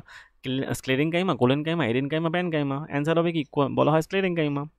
শক্তি বৃদ্ধি বা ওইসব গাছের ছাল শক্ত ফুটো করতে এগুলো স্ক্লেরেনকাইমা কাজে লাগে। টেকনিশিয়ানে এসছে, টেকনিশিয়ানে বলা হয় 2024 এসছে, 23/12/2024 এসছে, ঠিক আছে। টেকনিশিয়ান গ্রেড 3 এসছে, ঠিক আছে। তারপরে কোশ্চেন চলে 4 নম্বরে বলা হচ্ছে, which types of the plant tissue classified as apical, lateral and ইন্টারক্যালারি? ওই যে বললাম, অগ্রস্থ, পার্শ্বস্থ এবং ইন্টারক্যালারি বা ইন্টারনোড বলা হয়, একে নিবেশিত বলা হয়। ভাজক কলায় ভাগ করছে কারা? Connective tissue, meristematic tissue, complex and. তো এটাকে বলা হয় যে ওই মেরিস্টেমেটিক টিস্যুকে আমরা 3টে ভাগে ভাগ করছি, ঠিক আছে। এটা এসছে কবে? টেকনিশিয়ান 3-তে এসছে, 26/12/24 এসছে, মানে 26শে ডিসেম্বর এসেছিলো, পরীক্ষা হয়েছিল, যাই হোক। তারপরে চলে আসছে পাঁচেরটা বলা হচ্ছে, দেয়ার আর 3 types of the simple permanent tissue. তারা কী কী? 3 ধরনের মানে সরল সাইকলা রয়েছে, তারা কী কী? Parenchyma, companion cell, sclerenchyma, parenchyma, collenchyma, meristem, parenchyma, collenchyma, sclerenchyma. তো প্যারেনকাইমা, কোলেনকাইমা আর স্ক্লেরেনকাইমা, আর আমাদের অপশান যাওয়ার দরকার নেই। আর একে আবার দুটো ভাগে ভাগ করা হয়, একটা হলো কি ক্লোরেনকাইমা, একটা ইডেনকাইমা, হয়ে গেল। এটা আরবি গ্রুপ ডিতে এসছে 2018। যাই হোক, তারপরে কোশ্চেন চলে যাই, বলা হচ্ছে, which consist of relatively unspecialized cells with thin cell walls. তুলনামূলক অযান্ত্রিক কোষ যার পাতলা কোষপ্রাচীর আছে। পাতলা কোষপ্রাচীর আছে কার? পাতলা কোষপ্রাচীর, সজীব কোষপ্রাচীর, অন্তঃকোষ অন্তরন্ধ্র আছে, সব কার আছে? বলা হয় প্যারেনকাইমা। এটা দাগটা চলে এলো কোথা থেকে, যাই হোক, বলা হয় এটা প্যারেনকাইমা। প্যারেনকাইমা আছে মোটামুটি। ফ্লোয়েম, স্ক্লেরেনকাইমা, কোলেনকাইমা তো নেই। এটা এসেছিলো আরবি গ্রুপ ডি 18-তে, যে ঠিক দুবার এসছে, 3/10 এসছে, 22/9 এসছে, যাই হোক। তারপরে চলে আসছি আমরা, বলা হচ্ছে, which cells are loosely packed to provide large intercellular. আলগাভাবে থাকে এবং আন্তঃকোষ অন্তরন্ধ্র থাকে বড় বড় স্পেসে, সেই কার থাকে? স্পেস প্রদান করে প্যানকাইমা, কোলেনকাইমা, স্ক্লেরেনকাইমা, বলা হয় ট্র্যাকিট। তো অ্যান্সার হয় প্যানকাইমা। তো প্যানকাইমার ক্ষেত্রে এই অন্তঃকোষ অন্তরন্ধ্র থাকে, সজীব হয়ে থাকে। ওই যে গ্যাপগুলো ছিল না, যে আমরা দেখাচ্ছিলাম, এরমভাবে অবস্থান করছে, আবার এর মাঝখানে এই একটা গ্যাপ আছে, এর মাঝখানে এরমভাবে গ্যাপ আছে, যাই হোক। তো এটা এসেছিলো কবে? 29/18/9-তে, 29/9/18 আরবি গ্রুপ ডিতে এসেছিলো। তারপরে কোশ্চেনে চলে যাই আমরা। পরের কোশ্চেন বলা হচ্ছে 8-এর দাগে, for more intercellular proliferation which cells structure sparsely. অধিক অন্তঃকোষীয় প্রজননের জন্য কোন কোষগুলো ছড়িয়ে ছিটিয়ে থাকে? অ্যাকচুয়ালি ছড়িয়ে ছিটিয়ে থাকে কোনটা? সেটা অ্যাকচুয়ালি প্যানকাইমা কলা। এটা তো স্টোর হিসেবে কাজ করে, শুনছি তো, এটা প্যানকাইমাটা ছড়িয়ে ছিটিয়ে থাকে, ওকে। আরবি গ্রুপ ডি এসেছিলো কবে? 18-তে এসেছিলো, যাই হোক। তারপরে কোশ্চেনে দেখি, বলা হচ্ছে যে, parenchyma tissue is the most common simple permanent tissue in the plant. Why it is known as chlorinchyma and clerenchyma? Edenchyma বলা হয়, chlorinchyma has a chlorophyll for photosynthesis and edenchyma has air spaces and helps the float. ব্যাস হয়ে গেল answer. একটু আগে যেটা আমরা বললাম কেন chlorinchyma আর edenchyma সংজ্ঞাগুলো। আরবি গ্রুপটিতে এসেছিল যেরকম, যে 14 তারিখে এসছে, ফার্স্ট শিফটে এসছে, ঠিক আছে।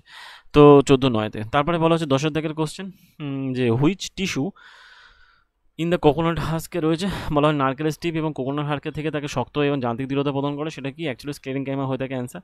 তো বাদ বাকিগুলো অ্যান্সার দেখার দরকার নেই, যেহেতু আমরা একদম টেক্সট ভালো করে পড়েছি, সুতরাং এগুলো আমার অ্যান্সার করতে অসুবিধা হবে না। এটা আরআরবি গ্রুপ ডি 2022-এ এসছে, মানে লাস্ট যে গ্রুপ ডি হয়ে গেছে সেখানে এসছে, ঠিক আছে। তারপরে কোশ্চেনে চলে যাই, বলা হচ্ছে 11 দাগের, which cells in the xylem are responsible for the storing food. জাইলেমের কোন কোষগুলো খাবার স্টোর করার জন্য দায়ী হয়ে থাকে? সেটা কি, কোনটা হয়ে থাকে?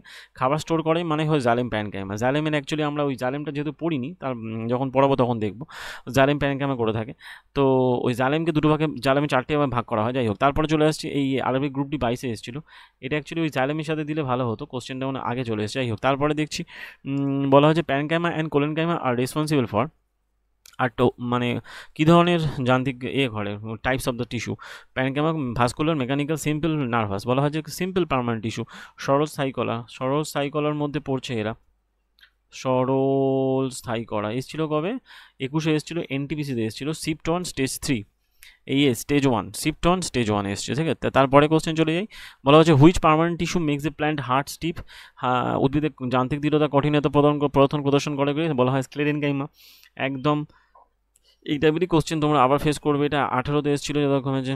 আরবি গ্রুপ ডি, আরবি এলপি টেকনিশিয়ান আগে একসাথে হতো, এলপি টেকনিশিয়ান, তখন 18-তে এসেছিলো।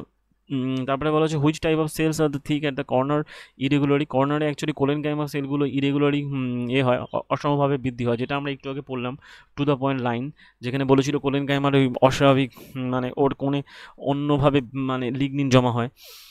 ঠিক, হ্যাঁ। তারপরে বলা হচ্ছে এটা আরবি গ্রুপ ডিতে এসেছিলো কবে? 7, 12, 18-তে এসেছিলো। যাই হোক, তারপরে কোশ্চেন কী বলা হচ্ছে, দ্য সেল ওয়াল, বলা হয় 15 দাগে, the cell wall of sclerenchyma are thick due to the deposition.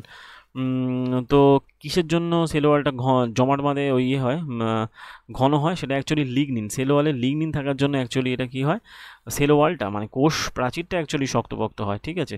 R lignin থাকে বলে, ঠিক আছে, মানে ওর অ্যাকচুয়ালি স্ক্লেরেনকাইমাতে লিগনিন থাকে বলেই তো ওর এটা শক্ত জমাট বাঁধে না।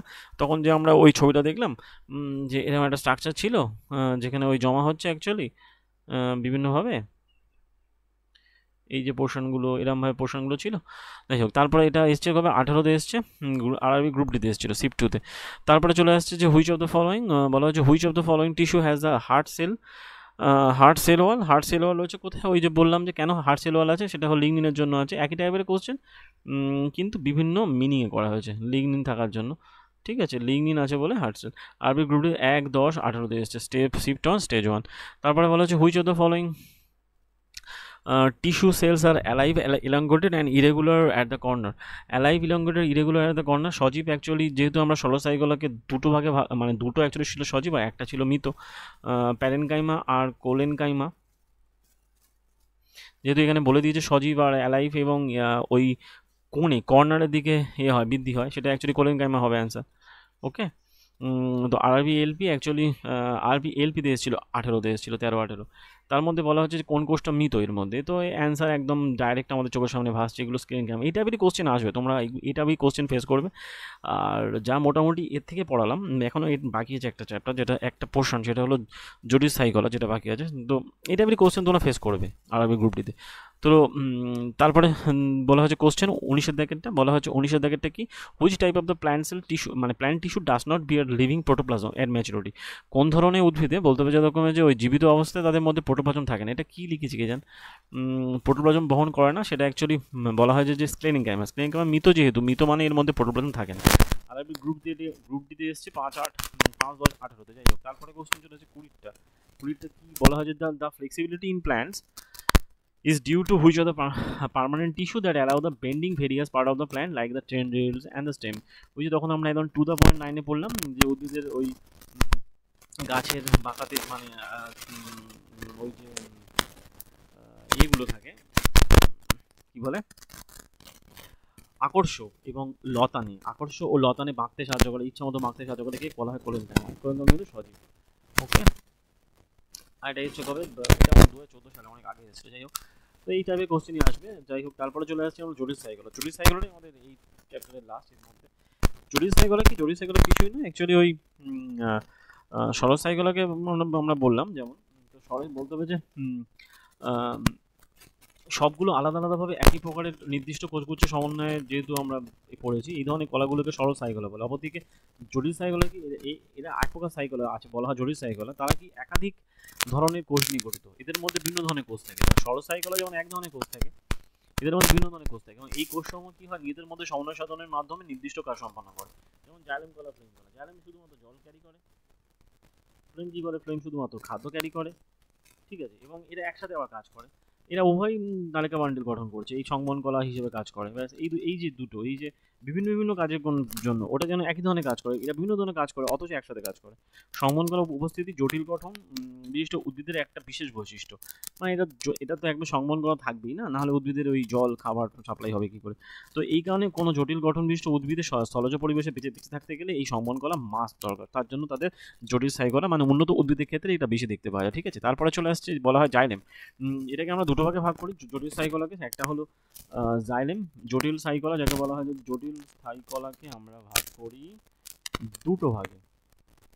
একটাকে বলা হয় জাইলেম, জাইলেমে কিরম দেখতে হয় এরকম, আরেকটাকে বলা হয় ফ্লোয়েম। ওকে, তো জাইলেম কি? জাইলেম হচ্ছে জাইলেম কলাটা, জাইলেম চারটে ভাগে বিভক্ত। জাইলেম কলা, ট্রাকিট, জাইলেম বাইকা এবং জাইলেম প্যানকাইমা। জাইলেম প্যানকাইমা কিন্তু এখানে সজীব।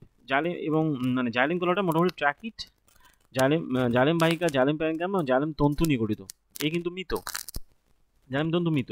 ট্রাকিট এবং জাইলেম বাহিকা, এই যে ট্রাকিট এবং জাইলেম বাহিকা এরা কি করে, এরা পুরু কোষপ্রাচীর বিশিষ্ট হয়। এই যে ট্রাকিট, এটা ট্রাকিট আর জাইলেম বাহিকা যেটাকে বলা হয় জাইলেম ভেসেলস, এরা অ্যাকচুয়ালি পুরু কোষপ্রাচীর বিশিষ্ট হয়।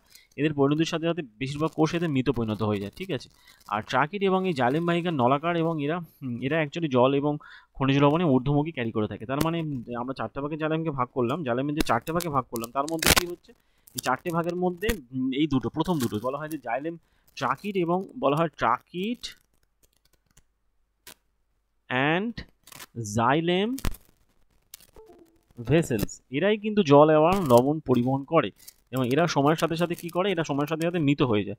এরা লবণকে ঊর্ধ্বমুখে ক্যারি করে। ঠিক আছে, এবং বা উৎসতে পরিণত করে। এবং প্যানকেমা কলা কি করে, জালিম প্যানকেমা খাদ্য সঞ্চয় করে। এটা দিয়ে ডাইরেক্ট কোশ্চেন এসছে। এবং জালিম তন্তু এরা সাধারণত মৃত হয়, এরা মুখ্যত যান্ত্রিক সহায়তা প্রদান করে। তাহলে জালেমে চারটে পার্ট করে নিলাম আমরা একদম। এই যেমন এই যে জালিম বাহিকা এখানে এই ফুটো ফুটো রন্ধ্র থাকে, এর মধ্যে দিয়ে জল এবং লবণ ক্যারি হয়। আর জালিম প্যানকাম এটা এরকম হয়, এ তো বললাম জালিম প্যানকাম মানে সেখানে নিউক্লিয়াস থাকবে, সাইটোপ্লাজম থাকবে, ঘনশূন্য মিশ্র থাকবে, আন্তঃকোষীয় রন্ধ্র থাকবে।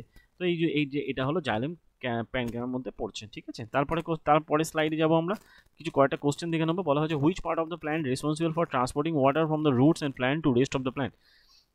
গাছের কোন অংশ গাছের মূল এবং মূল থেকে গাছের অন্যান্য অংশে জল পরিবহনের জন্য দায়ী হয়ে থাকে? জাইলেম টিস্যু জল। জাইলেম মানেই জল, মানে এটাকে যদি আমরা এরকমভাবে দেখি, জাইলেম জল এবং লবণ ক্যারি করে। আর এনটিপিসি এসেছিল 21 এসেছিল। ঠিক আছে, তারপরে কোশ্চেন হচ্ছে, তারপরে স্লাইডে চলে যাই। হুইচ অফ দ্য ফলোইং, বলা হচ্ছে যে which of the following plant tissue is not the simple permanent tissue. নিচের কোনটা দীর্ঘস্থায়ী টিস্যু মানে সিম্পল পার্মানেন্ট টিস্যু নয়? প্যানকাইমা, জাইলেম, কোলেনকাইমা, স্ক্লেনকাইমা। জাইলেম কিন্তু বলা হয় যে এটা কমপ্লেক্স, জটিল সাইকোলগুলোর মধ্যে বলে।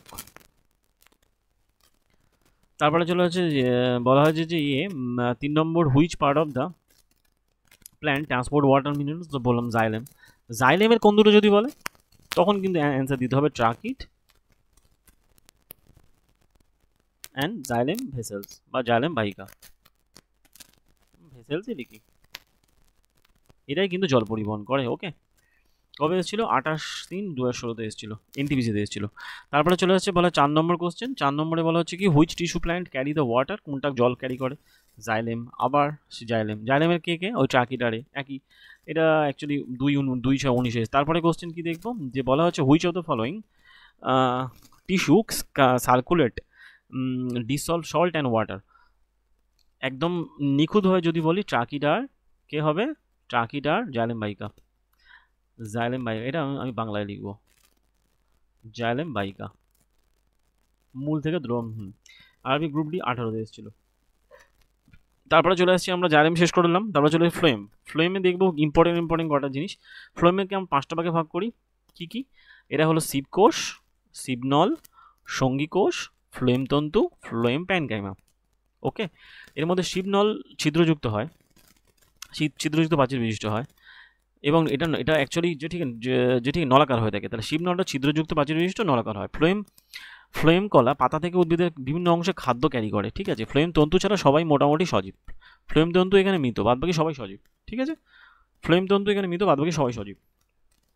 ওকে, আর তারপরে মোটামুটি যেটা এটা ফ্লোয়েমের অন্তর্গঠন দেখলাম। আর এর যাবতীয় জিনিসগুলোর মধ্যে প্রথম কোশ্চেন চলে আসছে, বলা হয়েছে যে in phloem which of the following are the dead sales. ওই যে বললাম ফ্লোয়েম তন্তু, ফ্লোয়েম ফাইবার্স মৃত।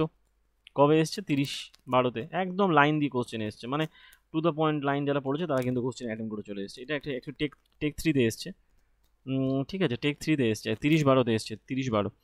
যাই হোক, তারপরে কোশ্চেন কি দেখবো, হুইচ অফ দ্য ফলোইং, বলা হচ্ছে যে which of the following are the cells of the ফ্লোয়েমের এর মধ্যে ফ্লোয়েম কোনটা? ট্র্যাকিড কম্পেনিয়ন একদমই না, ট্র্যাকিড ভেসেলস একদমই না, শিপ টিবি টিউবস অ্যান্ড কম্পেনিয়ন সেলস, সঙ্গী কোষ। ওই যে বললাম না, শিবনল, সঙ্গী কোষ, এই যে শিবনল, সঙ্গী কোষ, ফ্লোয়েম প্যানগ্যামা, ফ্লোয়েম তন্তু। তারপরে চলে আসছে sieve tubes and companion cell. সঙ্গী কোষ এবং শিপ বলতে পারি মেনলি রেসপন্সিবল ফর দ্য কি, mainly responsible for the food plants, food to plants, মানে ফুড ট্রান্সপোর্টেশনে সাহায্য করে থাকে। আরবি গ্রুপ ডিতে এসেছিলো 5, 10, 18-তে এসেছিলো, ঠিক আছে, শিপ 3-তে এসেছিলো। তারপরে কোশ্চেনে চলে যাই আমরা, দেখবো যে 4 নম্বরে বলা হয়েছে যে in addition of the what phloem is made of the all following substances. ফ্লোয়েমে সব ধরনের, মানে সব কোন কোন নিম্নলিখিত পদার্থগুলো তৈরি হয়, মানে নিম্নলিখিত পদার্থগুলোর মধ্যে অ্যাকচুয়ালি ফ্লোয়েম শিপ টিউবস তো হবে না, তো প্রথমত এই ফ্লোয়েম ভেসেলস যেটাকে অ্যাকচুয়ালি বলা হয় যে ফ্লোয়েম বাহিকা দিয়ে কি হয়, made of the following substances. Addition, এই ফ্লোয়েম বাহিকাটাই অ্যাকচুয়ালি এর মধ্যে এই পদার্থগুলো দ্বারা তৈরি হয়ে থাকে, ফ্লোয়েম বাহিকা দিয়ে বাদবাকিগুলো তৈরি হয়ে থাকে, ঠিক আছে। আরবি গ্রুপটিতে এসেছিলো। তারপরে চলে আসছে সিপ, মানে সবগুলো নিয়ে তৈরি করে ফ্লোয়েম বাহিকাটা অ্যাকচুয়ালি। তারপরে চলে আসছে, বলা হয়েছে যে সিপ প্লেটস, মানে সিপ প্লেটস অ্যাকচুয়ালি যেটা, সিপ প্লেটগুলো কী করে পাওয়া যায় কোথায়? সিপ প্লেটগুলো পাওয়া যায় যখন ফ্লোয়েমের ফ্লোয়েম টিউব সেলে পাওয়া যায়। এটা অ্যাকচুয়ালি টিউব সেলে পাওয়া যায়। এটা গ্রুপ ডিতে এসেছিলো আগের বারে, 26/9/22-এ এসেছিলো। ওই যে আমরা একটু আগে যে দেখছিলাম না, যে এই যে 5টা ভাগে ভাগ করা হচ্ছে, ফ্লেম তন্তু, ফ্লেম প্যানগ্যামা, শিবনল, সঙ্গী কোষ, শিবনল, এই যে শিবনল যেটাকে বলা হচ্ছে, শিবনল মানে শিপ টিউব, শিপ সেল, সঙ্গী কোষ যেটাকে বলছিলাম, কম্পেনিয়ন সেল যেটা, ঠিক আছে। তো এবার আমরা চলে যাই কোশ্চেনটাতে, 5 নম্বরটা হবে different types of permanent tissue are arises in the result of, ওই যে বললাম ডিফারেন্সিয়েশন কোশ্চেনের মাধ্যমে, যেটাকে অ্যাকচুয়ালি বিভিন্ন ধরনের ওই মাধ্যমে উৎপন্ন হচ্ছে। এটা ওই 30/12/2024 এসেছিল টেকনিশিয়ান 3-তে। তারপরে কোশ্চেনে চলে যাই, বলা হচ্ছে যে which of the following are the cells of the ফ্লোয়েমের কোষ কোনটা? তার মধ্যে বললাম যে ট্র্যাকিড কম্পেনিয়ন সেল তো হবে না, ওই শিপ টিউব আর কম্পেনিয়ন সেল এটাই হবে অ্যাকচুয়ালি। আরবি এটা ওই 28/12-তে এসেছিলো অ্যাকচুয়ালি 2024-এ, মানে এই 2024-এ এই টাইপের এই ফ্লোয়েম দিয়ে অনেক কটা কোশ্চেনই এসছে, ঠিক আছে। 8-এরটা বলা হচ্ছে which tissue is a distinctive feature of the complex plants, one of that, বলতে পারছে ওই one that has the made possible survival of the যেটি টেরেস্ট্রিয়াল এনভায়রনমেন্ট। ওই যে লাস্ট লাইনটা আমরা যখন পড়ছিলাম ভাস্কুলার, মানে যে ঠিক আছে জটিল সাইকেল, সেখানে দেওয়া ছিল ওই নালিকা বান্ডিলটার জন্য উদ্ভিদদের বেঁচে থাকার সম্ভাবনাটাকে যেটিকে নিশ্চিত করে। এটা 24/12/2024-এ এসছে, আরবি টেকনিশিয়ান গ্রেড 3-তে এসছে। তারপরে কোশ্চেনে চলে যাই, হুইচ অফ দ্য, বলা হচ্ছে যে which one enlarges the stem and root thickness. উদ্ভিদের কাণ্ড এবং মূলের পুরুত্ব করতে সাহায্য করে কে? বলা হয় ক্যাম্বিয়াম। এখানে ওই ল্যাটেরাল স্টেম আর রুট থিকনেস এনলার্জেস, যখন বৃদ্ধি পেয়ে যখন তৈরি হয় তখন তাকে বলা হয় ক্যাম্বিয়াম, এই টোটালকে বলা হয় ক্যাম্বিয়াম, ঠিক আছে। আর যদি বলে যে আন্ডারনিথ মেরিস্টেম, ল্যাটেরাল মেরিস্টেম কিন্তু এই কলাটা কাজে লাগে, কলা বললে তখন এইটা হবে। আর যদি বলে এই টোটাল প্রসেসটা তখন হবে ক্যাম্বিয়াম, যেটা আমি আগের কোশ্চেনটাতে আলোচনা করছিলাম। টেক 3 29/12/24 এসে। যাই হোক, তারপরে কোশ্চেন দেখবো কি, তারপরে কোশ্চেন মোটামুটি হচ্ছে in plant some waste product store in the resin gum, specially কোথায়? তো এইগুলো জমা হয় কোথায়? বর্জ্য পদার্থগুলো গাম রেজিনগুলো জমা হয় কোথায়? এগুলো ওল্ড জাইলেম, পুরোনো জাইলেমে সঞ্চিত হয়। টেকনিশিয়ান 3-তে এসেছিলো, এটা অ্যাকচুয়ালি 27/12/24-এ এসেছে। যাই হোক, তারপরে কোশ্চেন দেখবো আমরা কি ইন্টারক্যালারি মেরিস্টেম, যেটাকে বলা হয় নিবেশিত, যে নিবেশিত ভাজক কলা, এটা অ্যাকচুয়ালি কোথায় দেখতে পাওয়া যায়? At the base of the leaf, growing tips of the roots, base of the leaves. কেন? ওই গাছের পাতা যেখান থেকে হয়, এই যে কাণ্ড অ্যাকচুয়ালি যে হচ্ছে, এই যে ধরো একটা গাছ রয়েছে, এখানে তো গাছের এই কাণ্ডটা হয়, অনেকটা পর্বগুলো থাকে, এই পোর্শনটা যেটা থাকে সেটা হচ্ছে এইটা at the base of the লিভসে থাকে। ঠিক আছে, বেস অফ দ্য লিভসে থাকে। আর গ্রুপ ডি 1-10-18-তে এসেছিলো। যাই হোক, তারপরে কোশ্চেন মোটামুটি আমরা কমপ্লিট করলাম। ওকে, তো আশা করি তোমাদের এই ভিডিওটা খুবই ভালো লাগবে। যদি ভালো লেগে থাকে ভিডিও লাইক করো, শেয়ার করো, এবং এরকম মোটামুটি আমরা এই ভিডিও এরকম কন্টিনিউ করবো। তো এবং এর পিডিএফগুলো আমি আমার টেলিগ্রাম চ্যানেলে আপলোড করে দেবো, এবং এর বিভিন্ন কোশ্চেনগুলো তো তোমরাই দেখলে যে লাইন বাই লাইন পড়লে কতটা সুবিধা, যেখানে এখানে ডাইরেক্ট কোশ্চেন কিন্তু এর থেকেই আসবে, এর বাইরে কিচ্ছু আসবে না। সুতরাং যা পড়াবো, যা কোশ্চেন্স করাবো, তোমাদের গ্রুপ ডি পাস করার জন্য মোর দ্যান এনাফ। সবসময় মনে রাখবে টার্গেট কিন্তু 25 out of 25। Group D out of 25 পেতেই হবে, তবেই কিন্তু গ্রুপ ডি চাকরি কনফার্ম হবে। এমনিতে চাকরির মার্কেটে আকাল।